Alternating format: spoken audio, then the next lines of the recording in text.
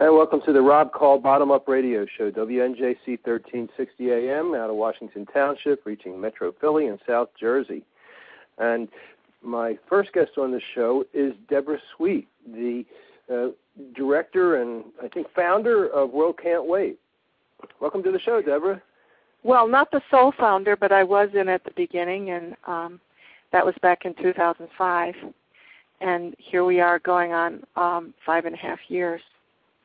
But I'm glad to be here with you, Rob. Thanks.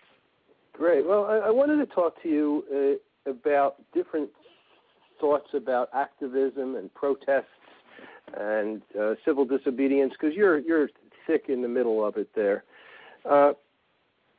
We saw each other last down in Washington at the White House gates, where you were among about 130-plus people who were arrested because of a protest involving, basically with the goal of stopping the war.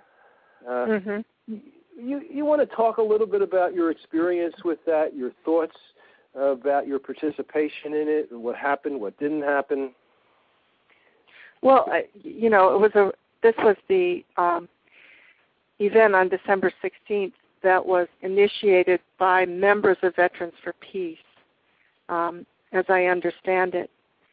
I attended their national convention in August up in Maine, and I think the idea was kind of hatched there that everyone who really wants an end to this occupation of Afghanistan in particular, and also a real end to the U.S. occupation of Iraq, not to mention an end to the secret wars in Pakistan and Yemen, and this whole mess, this whole imbroglio that has become known as Bush's War on Terror and has been continued as Obama's overseas contingency operation in the Middle East. Those of us that have been opposing the direction this was specifically going to go since 2001, and all the hundreds of thousands of people that have been involved just in the U.S. since then, I think share a really deep frustration. This war has now gone, if you're looking at Afghanistan, more than 9 years, has gone on longer than any war in U.S. history, including the Second World War, the Vietnam War, and it's become such a feature of the U.S. just humming along,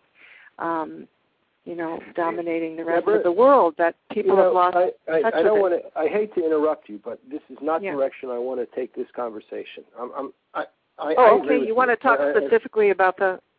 Well, no, I want to... My goal for our interview today is to talk about the nuts and bolts and the philosophy of activism, of protests, of civil disobedience, and it was from that perspective that I wanted you to look at as an activist that event in Washington, and then I want to talk to you in general about activism overall. Now, at that event, there was a lot of talk before and during it about what to do and what not to do. Everybody who was participating read a statement saying the kind of participant they were going to be. It even, at one point, said something like, we're not going to curse, we're not going to get violent or anything like that, and anybody who does that is going to be considered to be somebody who is not a real part of this, who's trying to make trouble. I forget the word they used exactly. But an agent provocateur, that was the word. And so you have a lot of experience with this, and I wanted to get your thoughts about where protest is heading in this country.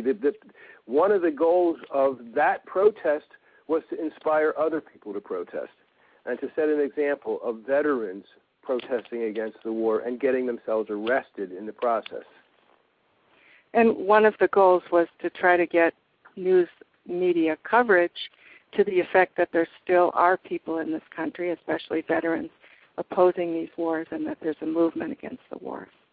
And I think it was said directly at Lafayette Park across from the White House by several speakers that this is exactly the kind of protest and demand that we want to put before the people, how to do that. The reason to go into the fact that this war on terror has gone on for 9 years is to speak to the very, immediate situation that we have. Thousands of people wanting to stop the war in this country. We had hundreds of thousands in 2002 and 2003 in the streets, extreme large protests.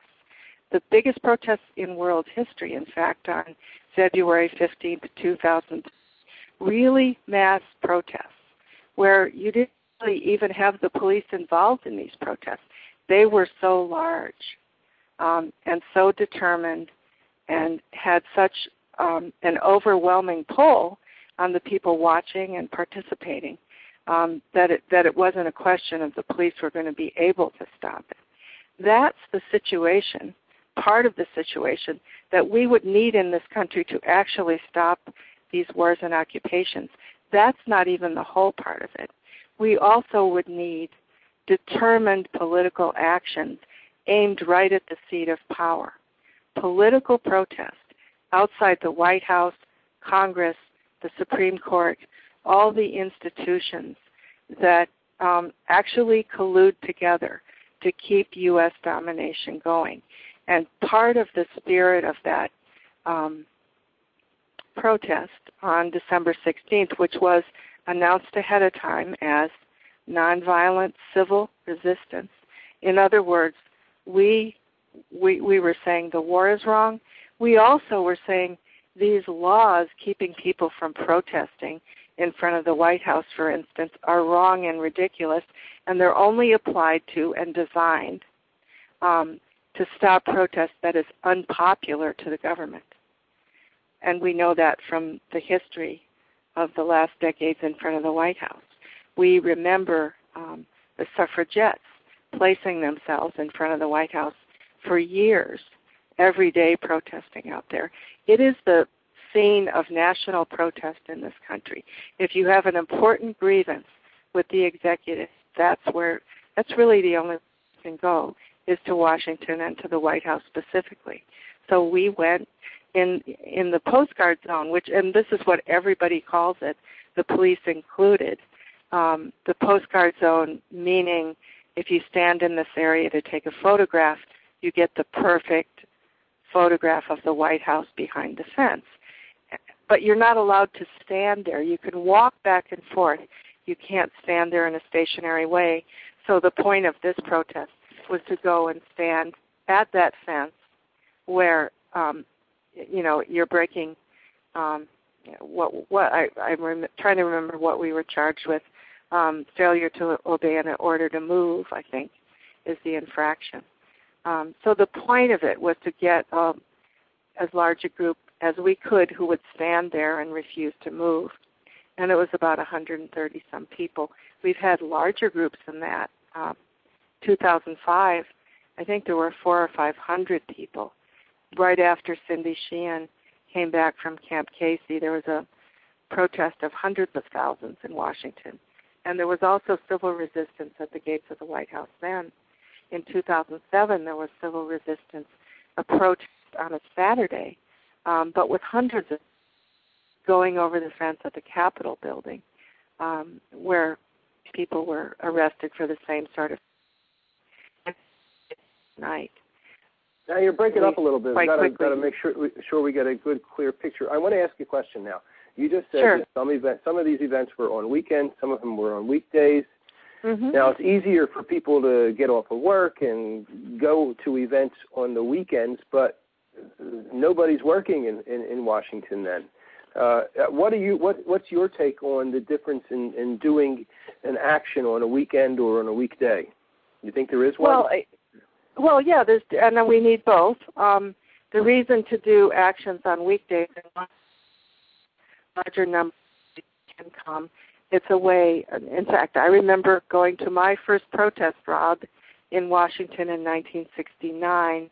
It was on a weekend. It was the Vietnam moratorium in October of 1969, and hundreds of thousands of us came. That wouldn't have been quite... quite, yeah, good, all right. So we saw each other in that great crowd, and that was an entry-level action for a lot of people. The value tear gas, too. Mm-hmm. Yeah. And within a year and a half, we were protesting on weekdays. We had the days, I think. Oh, you're breaking up a little bit here. I'm losing you. I'm losing your voice on some of the words. A year. What happened later? You said. In 1971, in the spring of 1971, there were days of action where a whole bunch of us got arrested and held in RFK Stadium. It was a whole week to shut down Washington, D.C. That actually had all of that protest, the different kinds on the weekends and during the weekdays, all of the piece had the effect of creating the atmosphere and the situation that a great number of people were actively protesting the Vietnam War all across the country and in Washington. It included, active debate in all sorts of institutions, not just campuses, but churches, religious institutions. All parts of society were really affected by debate over that war. And that's part of really what we're missing right now. We do need the various kinds of protests, but we need people having to confront the fact of what their government is doing. It's one of the reasons that we do visible protests, because it brings this back home to people and forces them, causes them to think about what their government's involved in. How do you do that? How do you get people to confront what their government is doing? Well, I felt there have been several effective, even in the last few years, things that have been done.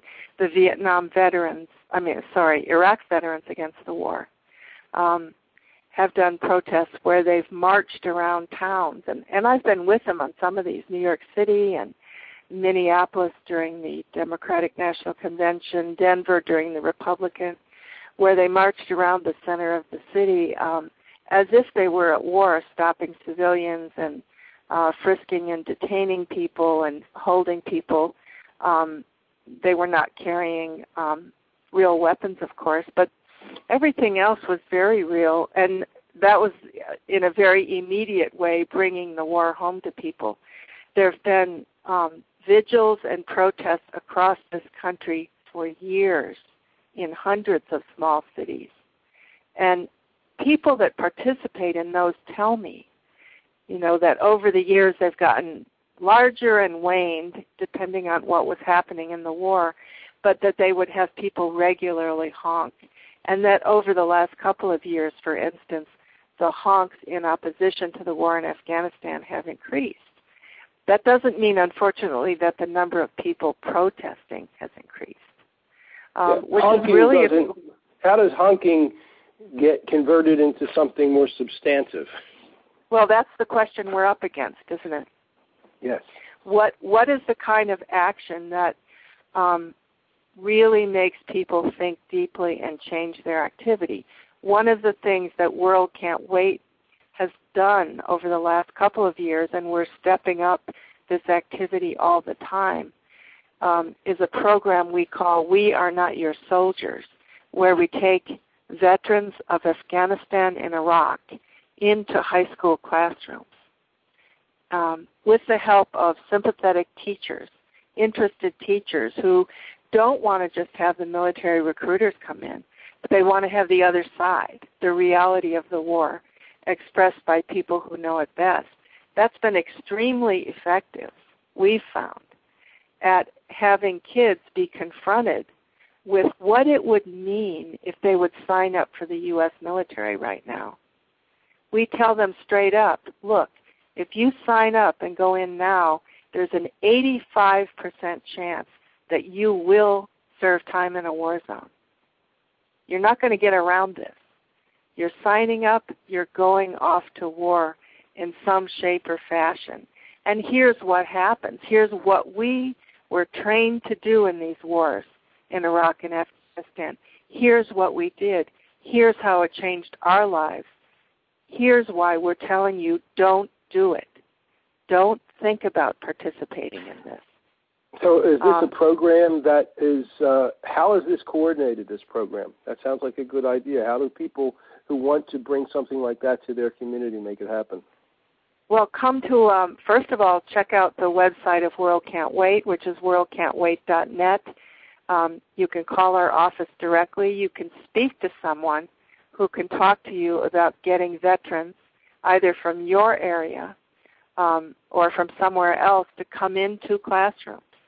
And we also have several very good videos available by veterans who were in Iraq and Afghanistan in this last period and can, in that sense, bring the war home to kids who are thinking about going in. And I feel that's actually one of the most important ways of interrupting the flow of recruits into the military, is to get kids to just decide this is not what we want to do with our lives, based on the principle that we don't want to be killing for these wars. We don't want to be killed, of course, but we don't want to participate in these illegitimate, immoral, unjust occupations. And I think this affects everybody. Of course, we are up against a $7 billion recruiting budget that the U.S. military has. And I think it's even going up. $7 billion? Oh, my God. $7 billion, yeah. They're spending, Rob, $1 million per soldier per year in Afghanistan. They spend hundreds of thousands to recruit and train each one. And, I know Op-Ed News and one of your editors and World Can't Wait and other groups were involved in a very successful effort to shut down the Army Experience Center. Yeah. I think we learned some things from that. The military is vulnerable to public opinion, that they were very, very skittish and concerned with our protests. In fact, that was one of my favorite protests, one of those that we got arrested at, Rob, and just talking about forms of protest. We did not ask permission to protest. We stood on our First Amendment rights of assembly and speech, and we went into the public area next to that Army Experience Center in a mall. And what did we do? We essentially just had a political, verbal message. Yes, we carried signs. We made some noise. We sang some songs. But essentially what we did was read our bill of protest to the U.S. military for taking young children, especially boys, and training them with the lure of free video games, training them in thinking about how they could be, they could come into the military and fight in these exotic lands. And it would be just like a video game. What's very different about that protest, because I'm trying to keep this conversation about protests, is that was a very targeted, focused protest. Rather than just going to Washington. Now, a recent protest against a specific place was the annual protest that takes place outside of Fort Benning for the School of the Americas.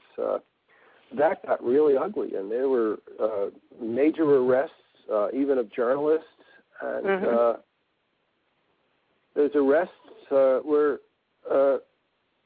different this year. Do you think it's getting worse? Do you think that think about what happened in Pittsburgh at the G20 meeting? Is there more risk of more serious consequences if you protest with the potential of being arrested?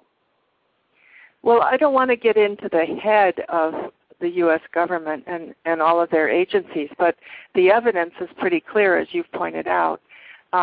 Look at what the Department of Justice has done in pursuing a grand jury, apparently over the last almost 2 years in Chicago, about the anti-war movement.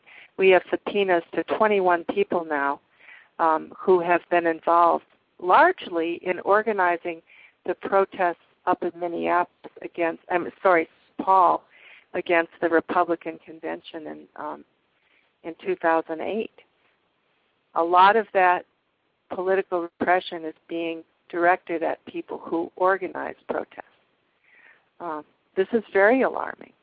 And is this because protest is so not effective? I don't think so. I think the protests are very effective, even when they involve relatively small numbers of people. Otherwise, why would there be so much heavy repression? Pittsburgh is a perfect example in the fall of 2008 when, you had military vehicles out. You had weapons that have not been used against civilian protests before, when there were very few significant arrests, and all the arrests were mainly to sweep people off the street. They weren't able to get hardly any convictions, and certainly not any serious convictions, of the hundreds of people that were arrested there. And that's been a pattern too, using arrests and, very strong police tactics to sweep people off the streets. And then, it gets sorted out later in court, and in general, when people stand up for their rights and plead not guilty and fight the cases, the government loses. In very high percentage, the movement against the war has won many of those cases. I know that when you were arrested outside of the Army Experience Center, you were charged, you were tried, and you were found innocent. Yeah, actually, it wasn't so much that we were found innocent. I think what happened in that case is we successfully made the argument that we had not broken any laws, and the prosecution was dismissed by the judge. It was a quick way of finding us innocent. I see. Okay. Yeah. So, the protest in Washington didn't get much national news. That seems to be a growing problem, that the mainstream media ignore protests. Well, we found out something interesting in the last year, Rob, from somebody at the editorial level of the New York Times, yes, who told us that they don't cover protests unless, one, there's violence involved, or two, there's a real celebrity involved. And to the degree that the protest on December 16th did get CNN and a national AP story and a photo in the Washington Post, and I think a pretty good story on National Public Radio, that was because Dan Ellsberg was involved, which was a wonderful thing. Here's, one of the best-known whistleblowers who, faced terrible consequences back in the early 70s when he was put on trial by the U.S. government. He could have been put away for life. He could have done decades in prison. If they'd have had their way and they hadn't screwed up the prosecution so profoundly because Nixon was determined to spy on everybody illegally, and therefore the prosecution would have had to have been dropped, and it in fact was dropped. Dan Ellsberg, remains a real hero for standing up to that.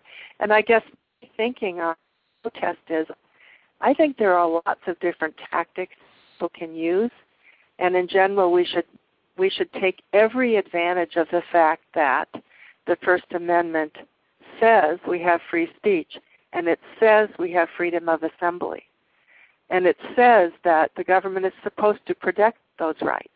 If we take full advantage of that, raise our voices, and do this visible protest everywhere we can, including the places they say, you can't ever do that. You can't protest in the middle of the street. You can't protest in front of the White House. You can't go into the halls of Congress and raise your voices. People have done all things in the history of protest in this country. Some of them have been quite effective. A lot of times they seem to ignore the protest. But when, as you've pointed out, you have the repression growing, that means the powers that be in this government and society are really worried about more people feeling as we do, that there's something profoundly unjust going on, and that we have a responsibility to get in the face of our government, whoever the president is. We are taking on a system here that is acting with the biggest military in world history to dominate large parts of the world, and we don't want any part of it, and we're not going to shut up about it. That's the kind of spirit that I feel is quite possible. People need to know that they can do this, and it's the right thing to do. And the more we stand up and defend our right to do it, and not accept plea bargains, and I'm not being adamant that one should never accept a plea bargain by any means, but I think we want to make political cases involved in why we were there protesting and what the message was. And more often than not, we will get a lot of benefit from pursuing it that way. So I think there's about 40 of us that intend to take that case from December 16th to trial in Washington. And if we get our way, we will put evidence forward that while we were outside the gates of the White House, right in front of the fence, inside was Barack Obama making a speech about how pleased he was with how the occupation of Afghanistan is going. We were there to attempt to get out to the media a completely diametrically opposed message, and we're prevented from doing that. Google has this new function that lets you look at the use of words in books and magazines across different years. So if you do a look at the word protest from 1950 until current, it really was higher in the 50s, and it started peaking in the mid-60s. It peaked in 1970 and really started to fall off by 75, and it hit a. Are you there? I lost you. I hope you'll call right back. I'll keep talking about this, and hopefully you'll call back.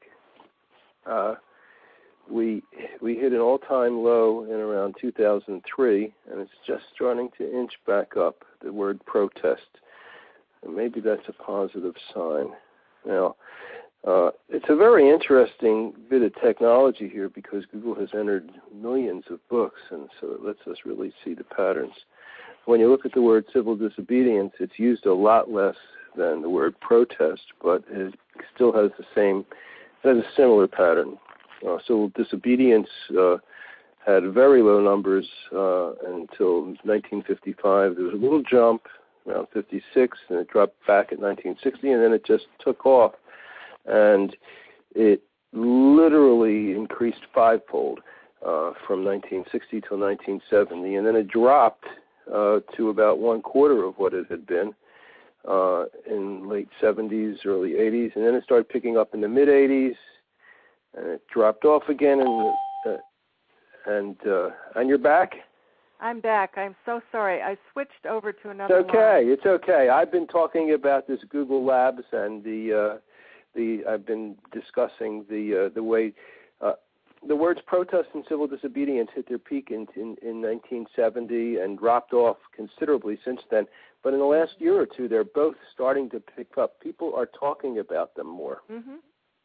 That's not nearly as much as 1970, but a lot more. Do you think it's ever going to be possible to reproduce what happened in 1970? I think what happened in 1970 it was a lot because of what happened with the civil rights movement and then the Vietnam War. And you put them together, and you had a potent brew that led to people really getting involved. Today there's a poll out that 78% of Democrats are happy with Obama. These are the Democrats are the ones who are going to be likely to be protesting against the war, I would think. Wouldn't you agree? Well, this has been a big problem since Barack Obama ran for office, really on the backs and because of the tremendous anti-war sentiment that came up under George Bush. That's really the only reason he's president, and he has been able quite successfully, I think, up until this point, to turn that anti-war sentiment completely inside out, and to claim to be a peace president, and even more alarmingly, to have sold the war in Afghanistan as some sort of war of necessity. And I spend a great deal time writing and thinking about these questions, because to me it's quite clear that the reasons Bush was able to sell that war, and the reasons Obama argues that it's a just war, if you will, are completely bogus and wrong, and that's not why they're there at all. But you point to a huge problem for us.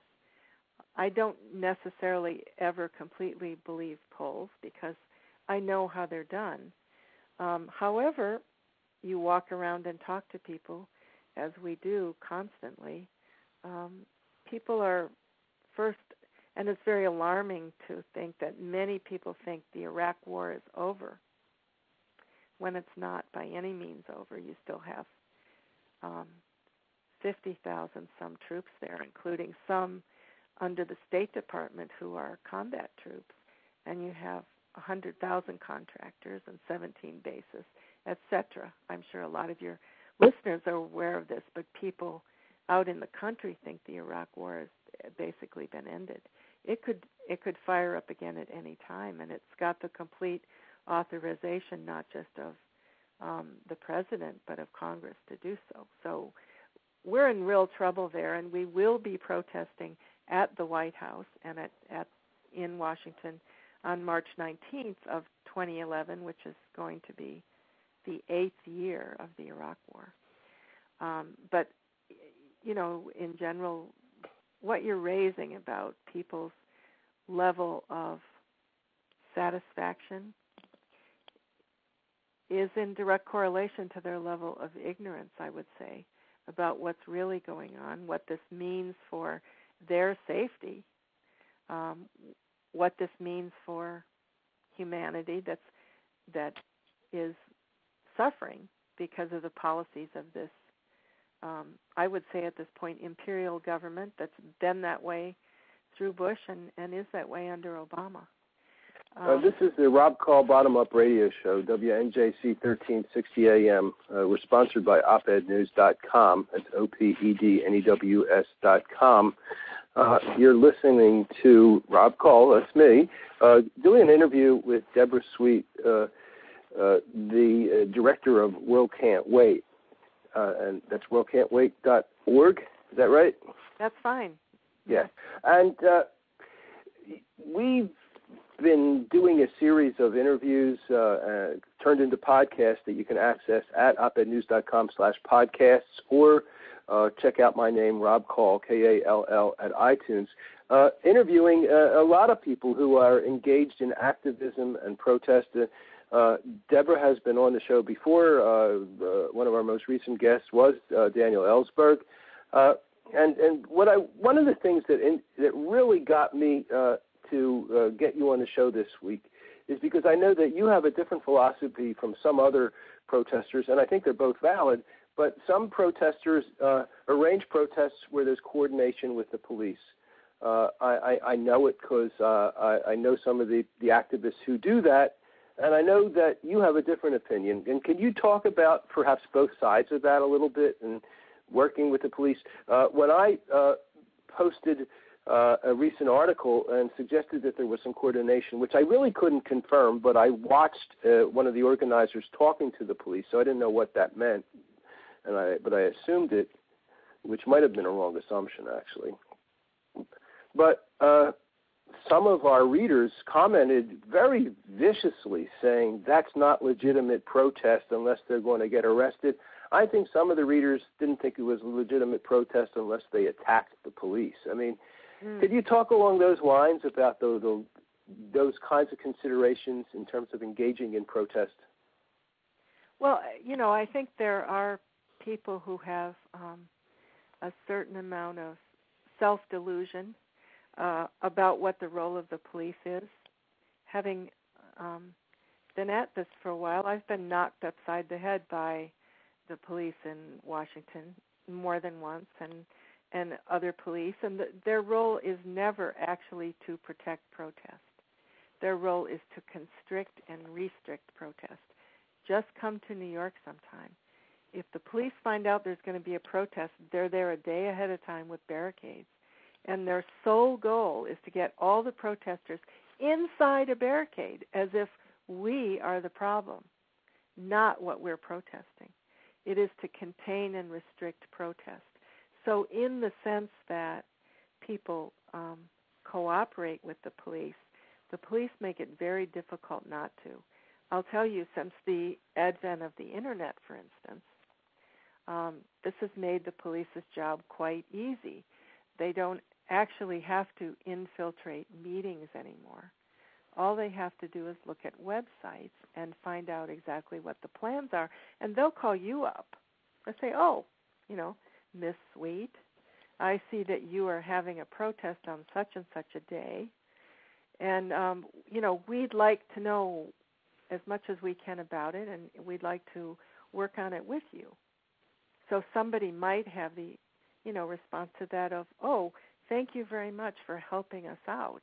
My response is, I'm not going to do your work for you.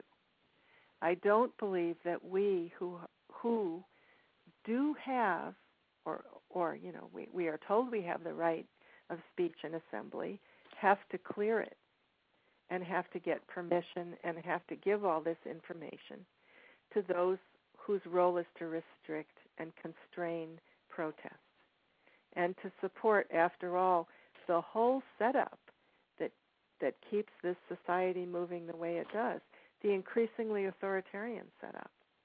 So I'm not for doing that. I understand that there are all sorts of pressures on people and reasons, and, we used to in the 60s. I think you'll agree with me.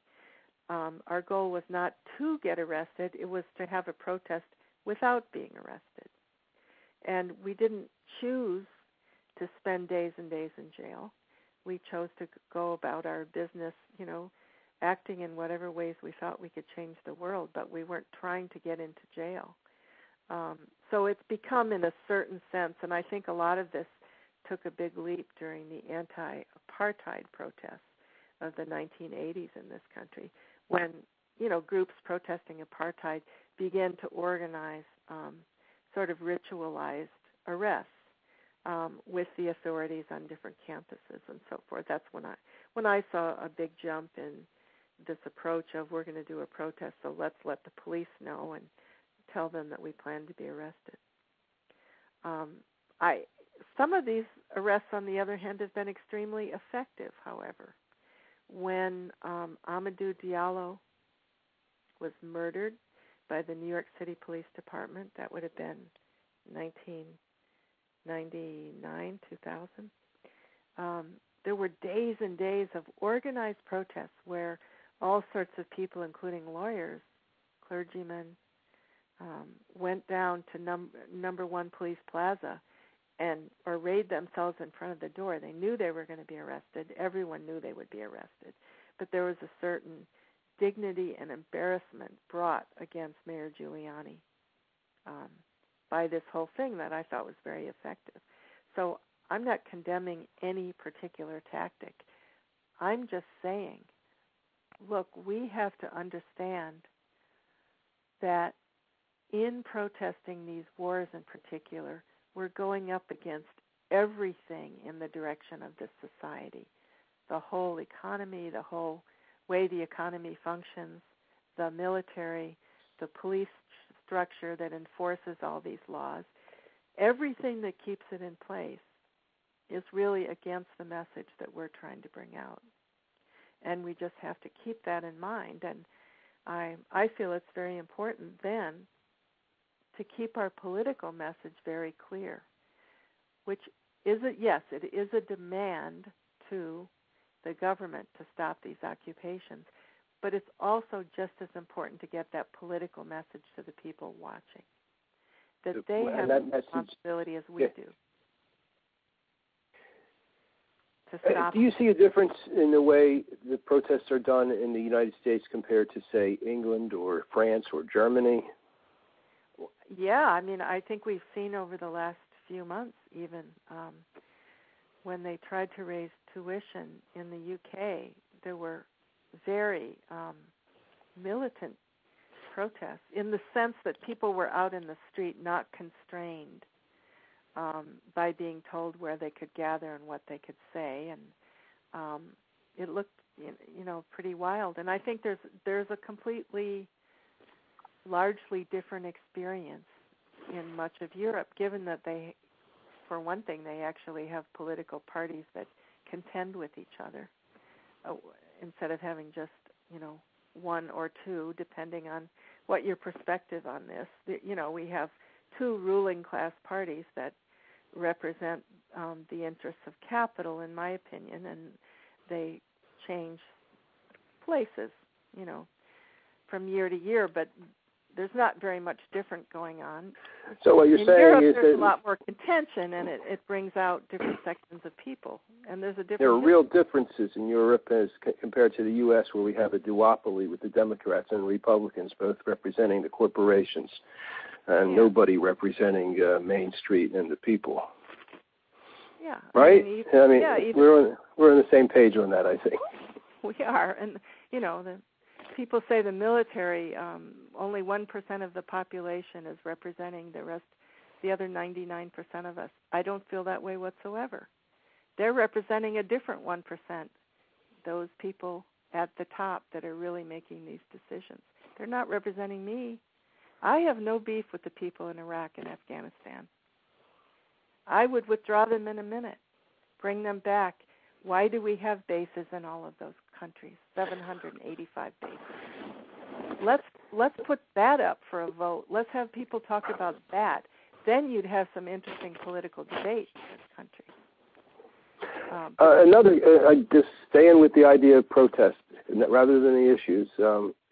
A number of the people down in the Washington protest talked about how the media weren't doing their job, and they had ideas about protesting at media facilities, going to one of the networks, buildings. Has that been done? Has your group ever done that? Has any talk about doing that? Oh, yeah. Well, quite a bit, actually. Part of the protest in 2004 at the Republican National Convention was directed at the New York Times, CNN, all of the media in that area up on 6th Avenue. Fox, a lot of them are up there. And they gave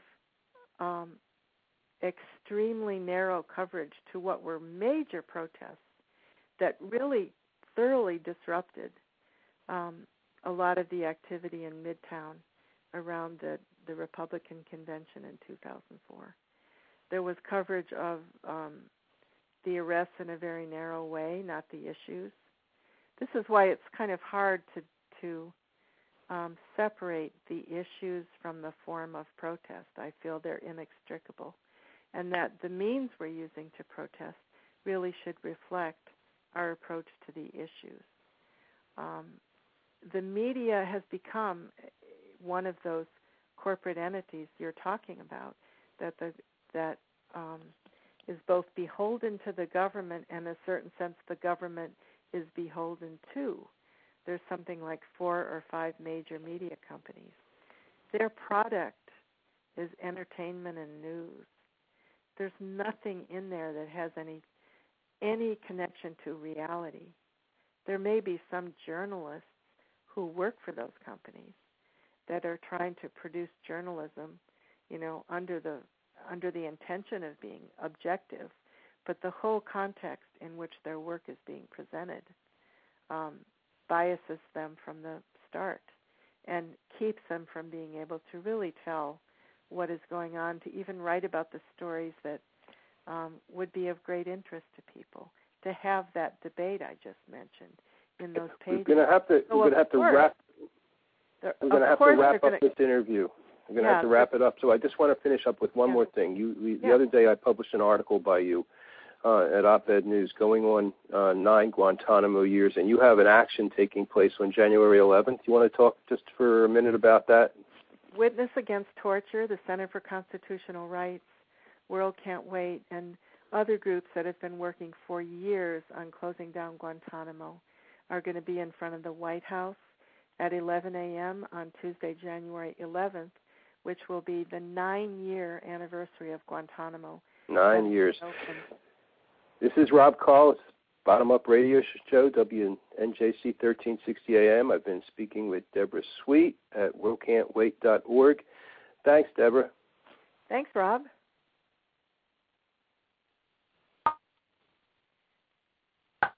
Are you still there?